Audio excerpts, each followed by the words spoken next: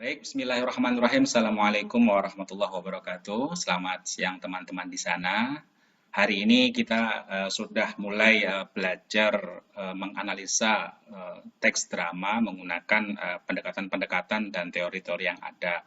Untuk pertama kalinya kita akan belajar pendekatan struktural dalam kajian drama. Oke, langsung kita mulai teman-teman. Saya kira kata struktur atau struktural sudah sering didengar teman-teman, sangat familiar sekali. Jadi pendekatan struktural adalah pendekatan objektif yang menyatakan bahwa makna sebuah karya sastra atau teks drama dibangun dan didapatkan dari hubungan unsur-unsurnya. Jadi makna sebuah karya sastra dalam hal ini teks drama muncul karena adanya unsur-unsur yang membangunnya dan unsur-unsur itu saling berhubungan, saling terhubung sehingga memunculkan makna. Itu pendekatan struktural. Oke. Oke, struktur itu adalah kesatuan dan hubungan unsur-unsur. Setiap hal pasti memiliki unsur-unsur dan unsur-unsur itu saling terhubung sehingga memunculkan atau menghasilkan makna keseluruhan, makna total dari hal itu. Oke, misal rumah. Rumah itu memiliki unsur atap, memiliki unsur pintu, lantai, jendela, dan lain sebagainya. Bayangkan jika rumah itu tidak memiliki unsur pintu atau tidak memiliki unsur jendela, apakah kemudian menjadi rumah jika tanpa pintu dan jendela? Jadi saya kira tidak. Jadi ada makna, ada sebuah rumah yang normal. Makna rumah itu didapatkan ketika unsur-unsurnya ada. Jendela ada, pintu ada, atap ada, dan lain sebagainya. Dan unsur-unsur itu saling terhubung, saling terkait, sehingga memunculkan rumah. Oke, jadi seperti itu. Segala hal memiliki unsur-unsur dan saling terhubung. Dan makna hal itu didapatkan dari unsur-unsurnya dan keterhubungan kesatuan unsur-unsur tersebut. Oke, saya kira mudah dipahami. Oke, satu konsep dasar yang menjadi ciri khas teori struktural adalah adanya anggapan bahwa di dalam dirinya sendiri karya sastra dalam hal ini teks drama merupakan suatu struktur yang otonom. Oke, jadi otonom ya. Jadi dalam pendekatan struktural teks itu otonom, tidak terkait dengan yang lain. Dirinya sendiri memiliki makna, yaitu yang dihasilkan dari unsur-unsur yang membangunnya, keterjalinan unsur-unsur intrinsik yang membangunnya. Itu pendekatan struktural. Jadi teks atau objek yang kita kaji dengan pendekatan struktural itu otonom, tidak terkait dengan hal lain untuk memunculkan makna. Dirinya sendiri memiliki makna. Unsur-unsurnya tadi yang membuat makna itu ada. Oke. Pendekatan struktural sering disebut sebagai pendekatan objektif. Oke, jadi ketika kita mengingat pelajaran mungkin teori sastra, ada pendekatan objektif, ekspresif, mimetik, pragmatik, dan lain sebagainya. Oke, jadi struktural itu pendekatan objektif. Jadi makna teks itu didapat dari teks itu sendiri, tidak terkait dengan kemasyarakatan, tidak terkait dengan pengarang, tidak terkait dengan pembaca, oke, dan lain sebagainya. Jadi pendekatan ini menekankan bahwa makna teks drama itu didapat dari dirinya sendiri, objektif. Teks drama itu memunculkan makna sendiri, tidak terkait dengan hal-hal lain. Seperti itu. Oke. Jadi dia memiliki otonomi penuh dan beberapa hal yang membangun atau menghasilkan makna teks drama atau objek karya sastra tadi adalah tema, alur, penokohan, gaya penulisan, dan serta hubungannya yang mampu membuatnya menjadi sebuah karya sastra. Oke, jadi makna sebuah karya sastra atau objek sastra lainnya termasuk teks drama itu dalam pendekatan struktural, pendekatan objektif, tidak dihasilkan dari aspek-aspek yang lain seperti masyarakat, pembaca, dan lain sebagainya. Cuman makna itu muncul dari unsur-unsur yang membangunnya, unsur-unsur intrinsiknya, yaitu tema, alur, penokohan.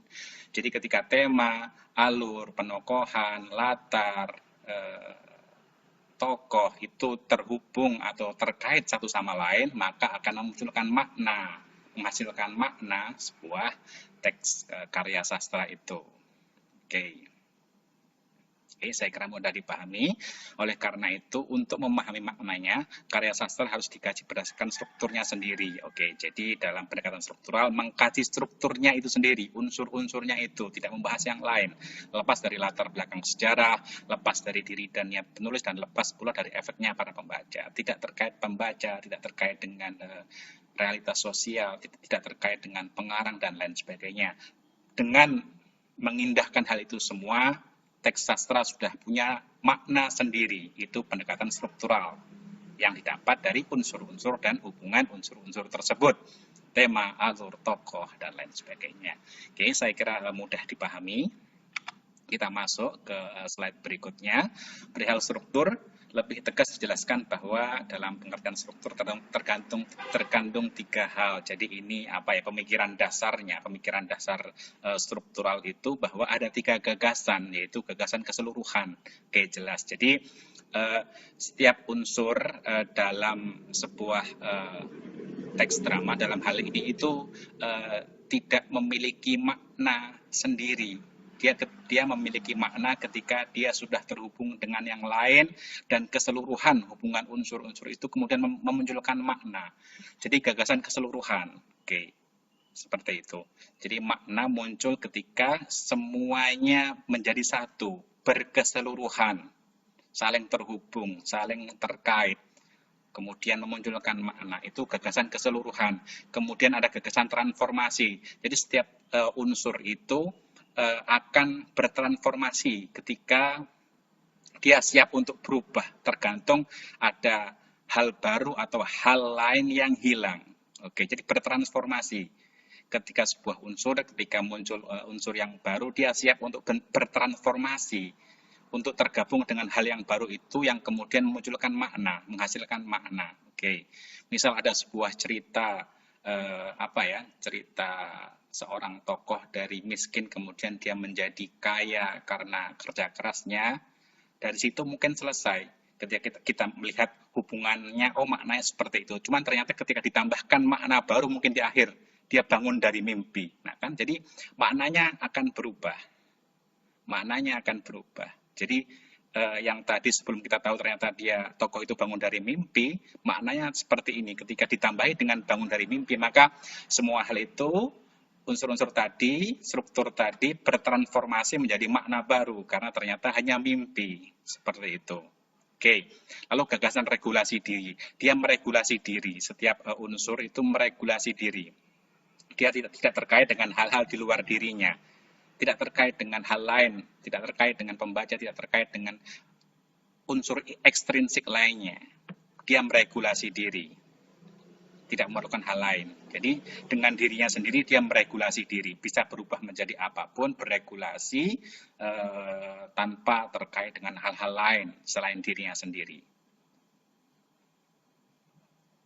Untuk mempertahankan proses transformasinya, dia mandiri. Oke. Jadi intinya sebenarnya pendekatan struktural ini mengatakan bahwa tidak perlu hal yang lain kecuali teks karya sastra itu sendiri. Dia sudah punya makna. Oke. Saya kira itu. Lalu kita masuk ke unsur-unsur intrinsik drama. Oke, jadi teks drama itu juga memiliki unsur-unsur intrinsik. Jadi pendekatan struktural itu sebenarnya membahas unsur-unsur intrinsiknya, unsur-unsur dalamnya, tema, alur, penokohan. Kalau yang lain mungkin ada sekuen dan lain sebagainya. Tuh. Oke, itu unsur intrinsik. Kalau ekstrinsik itu mungkin mengaitkan dengan pembaca, mengaitkan dengan masyarakat, mengaitkan dengan pengarang. Itu ekstrinsik di luar teks. Intrinsik itu di dalam teks. Makna karya didapat dari unsur intrinsiknya, hubungan unsur-unsur intrinsiknya, unsur dalamnya, tidak terkait dengan yang lain. Oke, itu. Nah, biasanya unsur-unsur intrinsik damai, unsur intrinsik teks drama itu tidak berbeda dengan teks sastra yang lain seperti novel dan lain sebagainya. Sama, ada tokoh penokohan, ada alur, ada latar tempat, latar waktu, dan lain sebagainya. Ada yang lain sebenarnya. Jadi unsur intrinsik itu juga ada yang lain selain yang umum, tokoh, latar. Seperti yang saya sebutkan barusan, ada sekuen, ada fokus kisahan, ada satuan isi cerita itu juga ada. Cuman tidak terlalu banyak digunakan untuk mengkaji teks teks-teks sastra, terutama teks drama menggunakan pendekatan struktural. Tetapi jika teman-teman ingin memahami apa itu sekuen, apa itu unsur-unsur intrinsik teks sastra yang lain, bisa melihat video saya di channel saya, melihat video saya di channel saya ada pendekatan yang saya membahas tentang sekuen dan lain sebagainya. Oke. Oke, yang pertama adalah tokoh dan penokohan. Oke, jadi ketika teman-teman ingin membahas teks drama menggunakan pendekatan struktural, membahas unsur intrinsiknya, teman-teman harus membahas tokoh dan penokohannya, perwatakannya. Oke, dan untuk informasi dan wawasan bagi teman-teman, berdasarkan peran, tokoh dalam teks drama itu dibagi menjadi dua, utama dan pembantu, sama seperti novel dan lain sebagainya. Jadi tokoh utama itu ya tokoh yang dia berperan banyak, memiliki peran yang banyak. Dia adalah lakon, dia adalah steering, tokoh utama, banyak perannya, banyak dialognya, banyak porsinya dalam teks drama itu. Lalu tokoh pembantu itu ya tokoh-tokoh yang membantu, tidak terlalu dominan, tidak terlalu berperan banyak dalam cerita dan lain sebagainya, hanya membantu melengkapi keberadaan tokoh utama. Lalu kalau berdasarkan perwatakan, jadi kita harus membahas watak tokoh itu juga. Ada terbagi menjadi dua, yaitu tokoh kompleks dan tokoh sederhana. Tokoh kompleks itu tokoh yang mungkin kejiwaannya, perwatakannya itu kompleks sekali, dinamika kejiwaan, batinnya itu banyak sekali, kompleks sekali, ramai sekali, berubah-ubah mungkin seperti itu. Lalu yang kedua adalah tokoh sederhana. Tokoh sederhana mungkin dia itu tidak terlalu menampilkan dinamika kejiwaan perwatakannya, dia mungkin hanya muncul dalam drama, dalam teks drama itu seperti pembantu rumah tangga, hanya menyapu, lalu dia perannya itu tidak terlalu menonjol, sehingga dinamika kejiwaan, kediriannya, perwatakannya tidak terlalu menonjol. Itu contoh dari tokoh sederhana. Oke, jadi pertama tokoh dan penokohan. Oke. Nah, kita kan harus mengkaji atau menganalisa tokoh dan penokohannya ketika melakukan pendekatan struktural. Oke, dan kita harus mengetahui ada 3 penggambaran perwatakan secara langsung. Jadi tokoh itu ketika kita ingin mengkaji perwatakannya itu bisa secara langsung ataupun tidak langsung. Jadi kelihatan secara langsung atau perwatakannya itu kelihatan secara tidak langsung. Seperti itu. Yang secara langsung, pengarang menggambarkan sendiri karakter tokoh. Petunjuk ini hanya untuk pembaca dalam teks samping. Oke, jadi teks samping dalam teks drama itu adalah petunjuk yang memanage, yang mengatur. Jadi teks drama itu kan sebuah patokan penampilan drama itu akan dilakukan. Biasanya ada keterangan-keterangan. Contoh, lalu muncullah dua orang menggunakan pakaian yang compang-camping. Oke, itu kan untuk sebagai guide penampilan nanti akan seperti apa. Nah, itu teks samping. Jadi sebuah keterangan, sebuah petunjuk. Oke. Kemudian hujan turun. Oke. Lalu datanglah Ahmad menuju ke rumah mertuanya. Lalu dalam penampilannya Ahmad langsung datang ke mertuanya. Jadi petunjuk atau guide penampilan itu dilakukan, itu teks samping. Nah, biasanya ada pengarang yang menggambarkan sendiri karakter tokoh dalam teks samping. Oke, contoh, kemudian datang seorang yang berwatak keras, yang keras sekali ke rumah Pak Ahmad, seperti itu. Jadi kan pengarang itu secara langsung dia menggambarkan wataknya. Itu perwatakan secara langsung dalam teks samping. Oke. Yang kedua, perwatakan tokoh digambarkan oleh tokoh lain yang diungkapkan melalui penilaian dan apa yang tersirat. Penilaian orang tentu sangat subjektif. Jadi selain ada di teks samping, perwatakan tokoh juga digambarkan oleh tokoh yang lain. Mungkin tokoh yang lain dalam teks drama itu mengatakan dia itu bodoh sekali, dia itu lemah sekali, dia itu tidak bertanggung jawab. Mungkin ada dialog-dialog seperti itu yang dilontarkan oleh tokoh yang lain. Nah, itu kan sebuah perwatakan seorang tokoh yang digambarkan oleh tokoh yang lain secara langsung. Oke, secara langsung. Nah, ketika seperti ini maka ya kita harus sebagai peneliti harus jangan terlalu eh, fokus atau percaya pada hal itu karena namanya perwatakan yang ditampilkan oleh digambarkan oleh tokoh lain tidak selalu benar, mungkin ada sentimen, mungkin ada. Jadi ketika tokoh itu digambarkan oleh tokoh yang lain, kita harus jangan dulu, kita harus lihat secara objektif, jangan terlalu percaya. Oke, karena penggambaran oleh tokoh yang lain biasanya tidak benar. Oke. Yang ketiga, tokoh menggambarkan karakternya sendiri. Oke. Tentu saja penggambaran diri sendiri ini sepihak, terutama ketika dalam dialog. Kejujuran tokoh dan kendalaan pernyataannya tergantung pada situasi, kondisi, dan tujuannya. Jadi, perwatakan secara langsung juga digambarkan oleh tokohnya sendiri.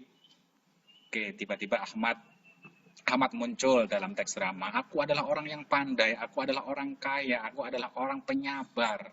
Oke, dia berbicara sendiri. Itu penyampaian secara langsung. Cuman sebagai peneliti kita harus jangan dianggap itu kemudian kita justifikasi dia tanggung jawab, dia penyabar, tidak. Kita harus lihat secara objektif. Jangan-jangan hanya dia mengaku-ngaku saja, namanya kan juga dialog dan disampaikan oleh diri sendiri, sangat subjektif. Oke. Lalu ada penggambaran secara tidak langsung, ada dua. Dari bahasa perilaku akan dapat ditarik kesimpulan. Jadi kita menganalisa perilakunya, tindak tanduknya, karakternya dalam cerita. Nah, ini lebih objektif ketika yang melihat langsung tindak tanduknya, perilakunya, bukan pengakuannya. Oke. Keadaan jiwanya, dia sikapnya terhadap lawan tokohnya dan lain sebagainya. Yang kedua, dari cara bertindak atau tingkah laku menjadi ciri khas jelas dari tokoh. Oke, jadi pertama dari bahasanya, dialognya, bagaimana wataknya kan kelihatan dari cara bicaranya dengan orang lain. Yang kedua adalah tingkah lakunya, perilakunya, tindak tanduknya. Oke, jadi ketika kita melihat tingkah laku dan cara bicara, kita bisa menjustifikasi tokoh ini memiliki perwatakan seperti apa. Oke, lalu ada konstelasi tokoh. Dalam bagian tokoh dan penokohan ini, setiap tokoh pasti berkonstelasi, pasti berhubungan dengan tokoh yang lain. Jadi ini juga harus kita analisa, kita lihat, kita perhatikan. Jadi bagaimana sih hubungan atau interaksi satu tokoh dengan tokoh yang lain? Seperti apa interaksinya? Oke. Jadi interaksi satu tokoh dengan tokoh yang lain itu juga memiliki memiliki makna. Bagaimana interaksinya itu memunculkan makna. Misal ada sebuah teks drama yang mengisahkan seorang anak muda, lalu dia kenal dengan anak muda yang lain, dia saling membantu, saling menolong, kompak sekali. Nah, bisa jadi makna hubungan interaksi antara anak muda tadi dengan anak muda yang lain itu adalah interaksi persahabatan. Jadi maknanya adalah persahabatan karena dalam interaksinya dia sangat kompak, rukun, damai, saling menolong, bukan konflik, bukan saling tersinggung, bukan iri seperti itu. Jadi hubungan antara satu tokoh dengan tokoh yang lain itu memiliki makna tergantung bagaimana hubungan interaksinya, bagaimana model ataupun corak interaksinya seperti itu. Oke ya, ini untuk tokoh. Jadi ketika teman-teman menganalisa tokoh dan penokohan, hal-hal ini perlu diperhatikan. Oke. Kemudian alur. Jadi unsur intrinsik kedua yaitu alur. Oke, jelas ya. Alur itu rangkaian peristiwa pada suatu cerita yang terjalin secara beruntun dengan memperhatikan hubungan sebab akibat sehingga merupakan suatu kesatuan yang padu, bulat dan utuh. Jadi alur cerita berjalan dan pergantian cerita itu biasanya adalah sebab akibat. Jadi ketika cerita pertama dalam teks drama itu ada sebuah bencana, lalu kemudian cerita berikutnya itu adalah akibatnya. Banyak warga-warga dalam desa tertentu mungkin membersihkan bekas-bekas bencana tadi, longsor mungkin. Jadi alur cerita yang sebenarnya itu merupakan hubungan sebab akibat, sehingga merupakan satu kesatuan yang padu. Oke, alur cerita, dinamika. Rangkaian peristiwa pada suatu cerita yang terjalin secara beruntun. Rangkaian peristiwa dari peristiwa awal hingga akhir berjalan itulah alur, yang biasanya kebanyakan itu adalah hubungan sebab akibat. Nah, alur itu ada berbagai macamnya, teman-teman. Ada alur kronologis. Kronologis itu adalah maju dari maju ke depan. Jadi alurnya itu maju ke depan, maju gitu dari awal ke depan. Nah, kalau alur regresif itu flashback, dia dari sini ke belakang. Itu flashback itu dikatakan regresif. Ada juga alur campuran. Kalau alur campuran itu alurnya maju mundur. Alurnya maju, kemudian ada sebuah kejadian yang kita harus kembali ke masa lalu, flashback, itu campuran. Seperti itu. Oke. Ada juga yang membagi menjadi alur dinamis dan alur statis. Alur dinamis itu cepat sekali. Jadi perubahan dari satu fokus kisahan, dari suatu keadaan ke keadaan yang lain itu cepat sekali, dinamis. Oke. Nah, sedangkan alur statis itu yang lambat. Jadi alurnya itu lambat sekali, seperti berada di satu tempat, di satu situasi, lambat di satu situasi saja, tidak cepat berubah ke situasi yang lain, berjalan di tempat, seperti itu alur statis. Ada juga yang mengatakan dibagi menjadi dua, alur luar dan alur dalam. Oke, alur luar itu ya alur yang terjadi di luar tokoh-tokoh, suasananya berubah. Kalau alur dalam itu lebih ke tokohnya, ke fokus ke tokohnya. Oke. Jadi tokoh-tokoh itu berdinamika, berubah-ubah, berkembang, tokoh itu berdinamika. Sedangkan alur luar itu di luar tokohnya tadi. Keadaan, setting, dan lain sebagainya. Oke. Jadi saya kira itu.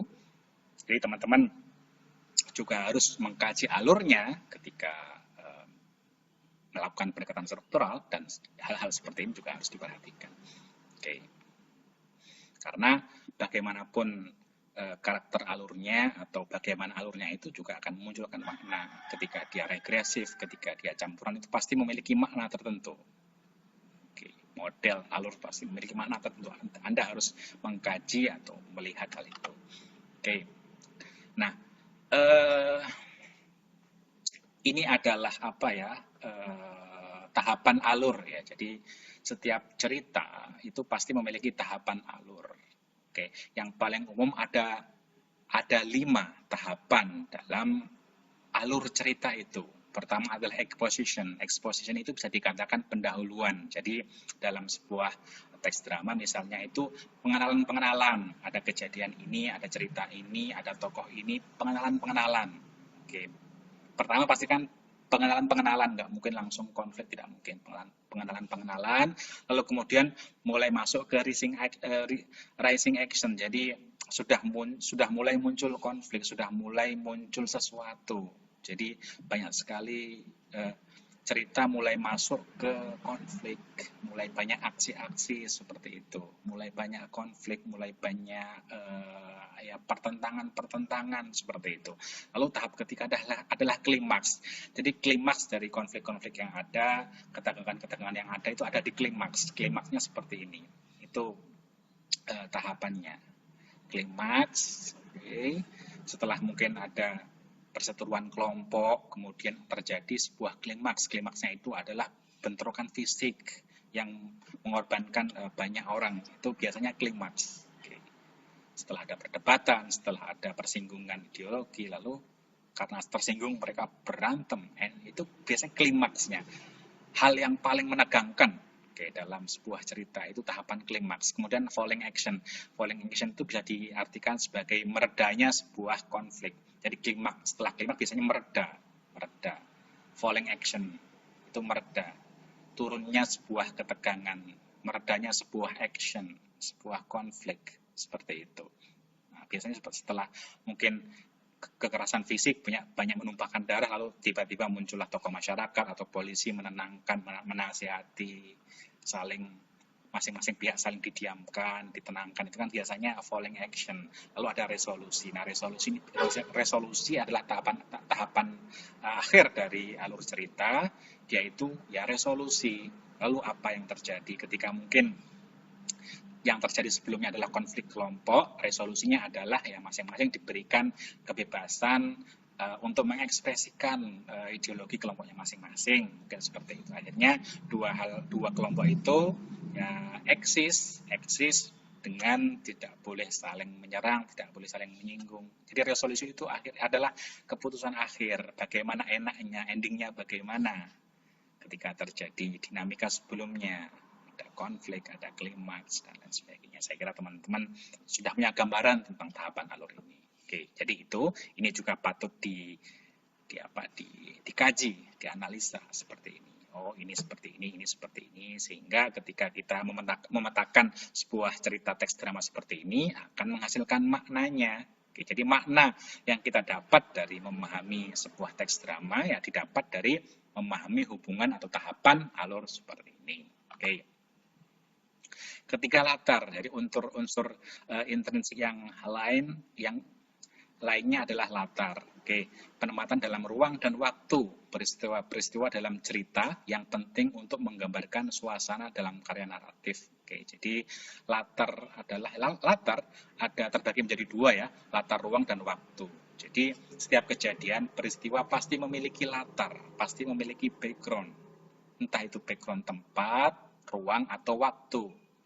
Oke, seperti itu. Nah, biasanya latar waktu dan latar tempat ini memberikan efek atau menguatkan sebuah peristiwa, menggambarkan suasana dalam karya naratif atau dramatis untuk menyusun pertentangan tematis. Seperti itu. Jadi tidak mungkin satu cerita itu, dinamika cerita-cerita itu hanya berada dalam satu latar waktu atau latar tempat, tidak mungkin, tidak akan ada pertentangan tematis. Cerita pertama mungkin dua orang tokoh di desa, kemudian pergi ke kota.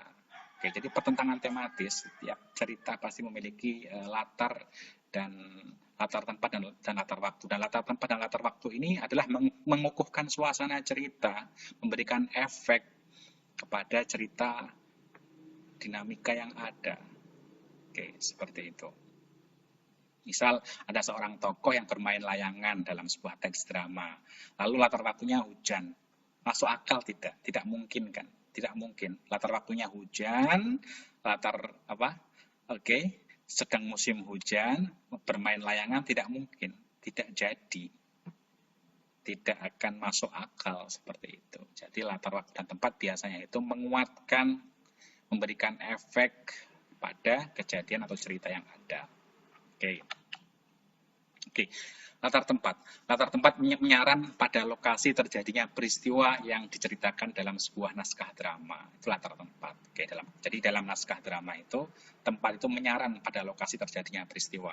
Kalau sudah ditampilkan biasanya panggungnya itu ya memiliki tematik sendiri seperti Anda lihat di kanan, kuburan. Mungkin dia sedang monolog atau berbicara tentang kematian sehingga latar yang tepat adalah kuburan, seperti itu kan, bisa saja seperti itu. Oke, cuman kalau di teks drama, di teksnya kita harus lebih teliti. Kalau sudah ditampilkan kan mudah sekali kita melihat. Kalau masih dalam teks drama, karena kita mengaji teks drama, maka ada dua hal. Konsep latar visual. Oke, gambaran panggung harus tampak asli dan detail. Gambaran tempat pertunjukan yang asli semakin terlihat jelas. Oke. Jadi visual itu ya jelas sekali dikatakan. Di teks samping mungkin lalu tiba-tiba mereka mendatangi sebuah kuburan. Nah, itu jelas sekali. Secara visual jelas, tampak asli dan detail. Gambaran tempat pertunjukan yang asli semakin terlihat jelas. Oke. Yang kedua, konsep latar verbal. Oke. Ide tempat pementasan yang konkret terbentuk dari fantasi penonton dan diperoleh melalui penampilan luar tokoh-tokohnya. Jadi verbal. Jadi tempat itu tidak jelas dikatakan itu tempat tertentu, tetapi muncul dari fantasi penonton yang diperoleh melalui penampilan tokoh-tokohnya. Oke. Misal dalam sebuah teks drama ada anak-anak bermain layangan. Tidak dikatakan secara langsung mereka bermain layangan di mana. Nah, dari melihat tokoh tadi bermain layangan, maka muncul fantasi dan imajinasi, mungkin saja mereka itu bermain di lapangan. Jadi latar tempatnya bisa diimajinasikan itu sebuah lapangan. Oke, jadi latar dalam naskah drama itu ada visual yang jelas, yang tampak ketika ditampilkan jelas, ketika teks drama mungkin dikatakan di teks samping atau diutarakan oleh tokoh juga bisa. Lalu ada verbal, verbal itu tidak tampak, namun terlihat oleh apa-apa yang dilakukan oleh tokoh-tokoh. Oke, lalu fungsi latar tempat sebagai tempat beraksinya para tokoh, jelas. Oke, latar memungkinkan suatu kejadian, menggambarkan watak tokoh secara tidak langsung. Oke, jadi fungsi latar juga menggambarkan watak tokoh. Misal ada seorang tokoh yang latarnya itu di desa, latar tempatnya sebuah desa. Jelas mungkin dia mungkin miskin atau mungkin tidak terlalu berpendidikan, tidak terlalu intelek. Karena karakternya desa memang seperti itu, berbeda dengan mungkin ada seorang mahasiswa hidup di kota besar. Nah, jelas kota besar tadi memberikan efek bahwa ini orang modern, orang berpendidikan, mungkin tidak gaptek secara teknologi karena memang orang kota, seperti itu. Menggambarkan cerminan suasana hati atau perasaan para tokoh. Oke, misal latar kuburan pasti memberikan suasana hati atau cerminan. Tidak mungkin ketika latar kuburan itu tokoh-tokohnya itu senang, tokoh-tokohnya itu bergembira, tidak mungkin. Jadi fungsi latar itu memberikan cerminan suasana hati. Jadi berfungsi sekali latar itu. Oke, jadi latar itu unsur yang sangat juga penting yang membangun sebuah cerita, membangun sebuah teks drama. Oke, seperti itu. Lalu dapat memperjelas makna atau pernyataan. Latar juga dapat memperjelas makna atau pernyataan. Ada pernyataan, ada sebuah makna yang ingin ditampilkan. Ketika diberikan sebuah latar yang pas, itu juga semakin memperkuat, semakin menghidupkan makna atau pernyataan tadi. Oke. Yang harus diperhatikan dalam menganalisa naskah drama, yaitu penataan tempat, pertunjukan ditetapkan dalam teks samping. Oke. Jadi latar kadang-kadang ditetapkan dalam teks samping. Oke, selain itu latar juga digambarkan melalui dialog dan monolog. Jadi dialog-dialog, monolog-monolog itu ketika tidak ada di teks samping, ketika kita melihat teks dramanya tadi, kita bisa melihat dialog dan monolognya. Apa yang dikatakan oleh ini pasti menggambarkan apa itu latarnya. Jadi seperti ini yang harus diperhatikan ketika kita ingin menganalisa latarnya, latar tempatnya. Oke. Latar waktu yang perlu diperhatikan, kejadian dan peristiwa bersejarah yang dialami oleh tokoh dan alur. Oke, ini yang perlu diperhatikan. Jadi waktu tidak hanya jam, cuman peristiwa sejarah. Oke, dia sedang dalam peristiwa sejarah apa, entah kekuasaan apa, entah sedang dalam rezim Orde Barukah dan lain sebagainya. Lalu makna apa yang terkandung dalam sebuah peristiwa yang terjadi pada waktu tertentu untuk tokoh tertentu. Oke, jadi punya makna apa? Oke, latar waktu itu ketika tokoh itu muncul dalam waktu tertentu, waktu itu memiliki makna apa? Oke, seperti itu. Jadi latar waktu juga memiliki makna. Jika seseorang itu hidup di masa Orde Baru, mungkin tokoh ini adalah tokoh yang mungkin terkekang, tidak bisa menyuarakan aspirasinya dan lain sebagainya. Latar waktu harus dipandang dari beberapa aspek. Misal pada masa apa peristiwa itu terjadi, oke, latar belakang politiknya. Jadi latar waktu bukan hanya jam, sekali lagi, latar belakang politik, latar belakang ideologi yang sedang berkembang dan berkuasa ketika itu juga merupakan latar waktu. Oke, waktu ideologi atau pemerintah tertentu berkuasa. Pada bagian hidup yang mana tokoh tersebut berada. Oke, di masa kecil, masa paruh baya, masa cinta pertama, dan lain sebagainya. Karena latar waktu itu juga memberikan efek, menguatkan makna seorang tokoh tadi. Oke, jika dia berada di masa krisis paruh baya, mungkin ya dia sedang galau, dia sedang bingung, dan lain sebagainya. Musim. Oke, musim juga memiliki makna. Musim hujan, mungkin nggak seorang tokoh tadi main layang-layangan, kan tidak. Oke, jadi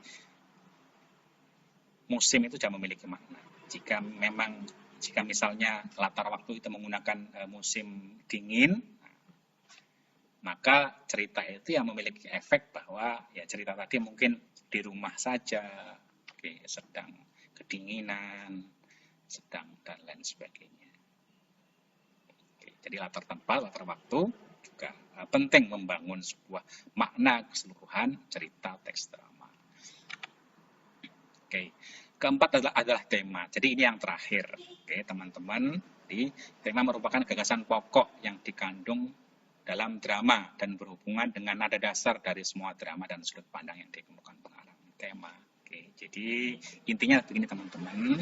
Jadi intinya seluruh unsur yang saya sampaikan tadi itu adalah unsur-unsur intrinsik, unsur-unsur dalam yang membangun sebuah teks drama yang kemudian memunculkan makna.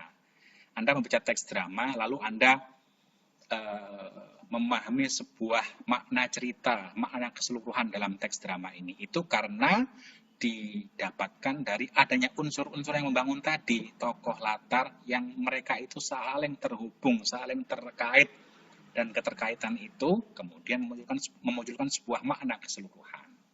Dan makna keseluruhan tadi bisa menghasilkan sebuah tema. Jadi ketika kita memperhatikan tokoh, wataknya seperti ini, latarnya seperti ini, latar waktunya seperti ini, alurnya seperti ini, maka kita bisa menentukan temanya apa. Oh, ternyata temanya seperti ini. Bisa. Atau amarnya seperti ini. Bisa. Oh, makna dari teks drama ini setelah saya melihat unsur-unsurnya seperti ini. Bisa. Oke. Jadi, adanya unsur-unsur tadi, segala hubungannya memunculkan makna. Oke. Dan makna itu ya menghasilkan tema, amanat, atau makna keseluruhan dari teks drama tadi.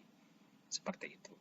Oke. Jadi, ketika teman-teman puas atau kenyang, puas membaca sebuah teks drama, menarik, Anda terhibur, Anda menemukan atau menangkap sebuah makna, itu Anda dapatkan karena Anda memaknai tokohnya, perwatakannya, latarnya, semua hal itu memberikan makna kepada Anda tentang teks drama tadi. Seperti itu.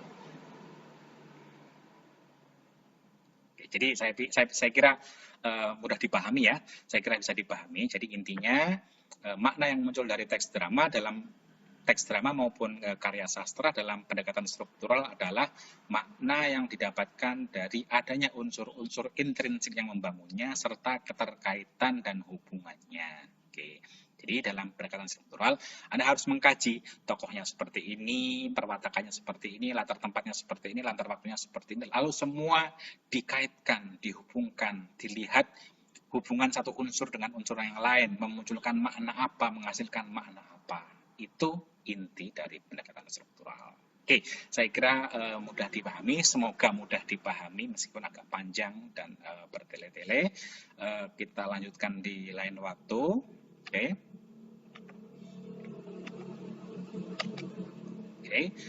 Kurang lebih mohon maaf. Assalamualaikum warahmatullahi wabarakatuh.